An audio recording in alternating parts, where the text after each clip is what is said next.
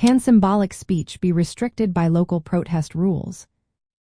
Imagine holding a sign or wearing a shirt that says exactly what you believe. You might think your message is clear and protected, but can local rules limit how you express yourself? That's what we're here to find out. Symbolic speech is actions that send a message without words, like wearing armbands, burning flags, or staging sit-ins.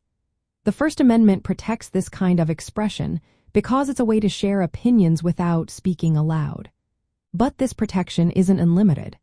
Local governments can set rules for protests and demonstrations, and sometimes those rules affect symbolic speech. The key is whether the rules are fair and follow the law. If a rule is about safety or order, it might be okay. For example, a city might requiring permits for protests to prevent chaos or traffic problems. These rules can say where and when protests happen, how loud they can be, or how big signs can be.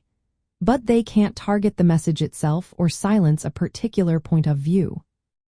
For symbolic speech, the government can regulate the conduct involved.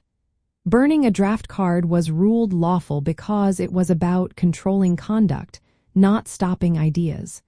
So, actions that involve physical conduct can be restricted if they serve a real government interest, like keeping the public safe. However, some actions are not protected at all. If a protest involves violence, threats, or obscene acts, those are not protected by the First Amendment. The rules can also limit the time, place, and manner of protests, but they must be content neutral. That means they can't restrict a message just because they disagree with it. Knowing your rights means understanding that you can express yourself symbolically, but you also need to follow reasonable rules. If a local protest rule seems to target your message or unfairly restrict your actions, it might be unconstitutional. You can challenge such restrictions in court. In the end, local protest rules can limit symbolic speech, but only if they meet strict legal standards. They must focus on safety and order without silencing your message. Being aware of these limits helps you stand up for your rights and know when a rule is unfair.